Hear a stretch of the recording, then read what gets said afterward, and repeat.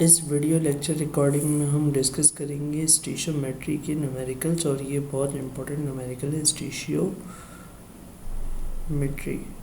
इसके न्यूमेरिकल्स है।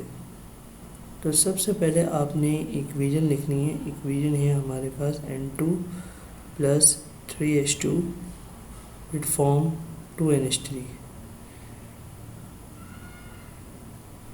और देखना है इक्वेशन बैलेंस है या नहीं है। अगर इक्वेशन बैलेंस है तो हम आगे चलेंगे, इक्वेशन बैलेंस नहीं है तो हम इक्वेशन को बैलेंस करेंगे।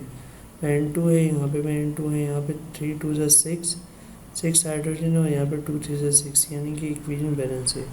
यहाँ पे बोला है how many moles of the following are required to manufacture, कितने मोल्स इन दोनों के चाहिए होंगे रिएक्टेंट के 5 मोल्स मेरे पास अमोनिया के फॉर्म हो जाए, यानी कि इसके 5 मोल्स होने चाहिए। तो बताएं कि नाइट्रोजन और हाइड्रोजन के कितने मोल्स होंगे। तो सिंपली यहाँ पे हम नाइट्रोजन का अमोनिया के साथ रेशो लगा देंगे, फिर हाइड्रोजन का अमोनिया के साथ रेशो लगा देंगे। इस तरीके से हमें नाइट्रोजन के मोल्स भी पता चल जाएंगे और हाइड्रोजन के मोल्स भी पता चल जाएंगे। देखते हैं, सॉल्व करते हैं इसको। नाइट्रोजन है, सही है, मुझे नाइट्रोजन के मोल्स फाइंड आउट करने हैं अमोनिया के साथ। तो सबसे पहले आपने बैलेंस केमिकल इक्वेशन का रेशो लगाना है। 1:2 का रेशो है।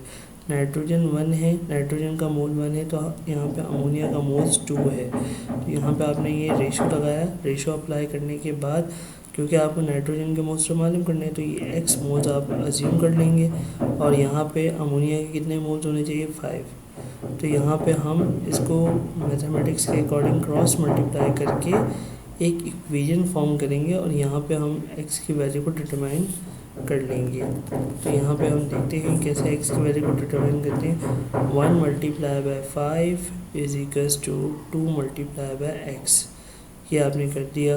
अब यहाँ पे आ जाएगा 5, 2 यहाँ पे मल्टीप्लाई हो रहा है, वहाँ जाएगा डिवाइड हो जाएगा, = x, और x की वैल्यू आ जाएगी 2.5, x की वैल्यू आ जाएगी 2.5।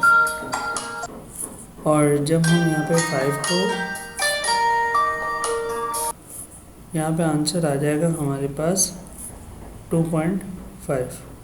तो ये हमने निकाल लिए किसके मोल्स, ये हमने निकाल लिए नाइट्रोजन के मोल्स ऑफ नाइट्रोजन। यहाँ पे आपने लिख देना है, और यहाँ पे इसको हाईलाइट भी कर दोगे ताकि क्या हो कि आपका आंसर हाईलाइट हो जाए। अब इसी तरीके से आपको इस क्वेश्चन का दूसरा पार्ट सॉल्व करना है, और इस क्वेश्चन का दूसरे पार्ट में बोला है कि हाइड्रोजन के कितने मोल्स रिक्वायर्ड होंगे। तो ये काम जो नाइट्रोजन के साथ किया वही हाइड्रोजन के साथ भी करेंगे। हाइड्रोजन का रेशो आप लगाओगे किसके साथ, अमोनिया के साथ रेशो लगाओगे। और जैसे कि हम देख सकते हैं बैलेंस केमिकल इक्वेशन में 3 मोल हाइड्रोजन के और 2 मोल अमोनिया के। तो यहाँ पे 3:2 का रेशो अप्लाई करेंगे। अगर अमोनिया के मोल्स कितने हैं, 5 है, तो अगर अमोनिया के मोल्स 5 हो तो इसके मोल्स x हो जाएंगे। यहाँ x की वैल्यू को आप डिटरमाइन करोगे, कैसे मालूम करोगे, क्रॉस मल्टीप्लाई कर दोगे।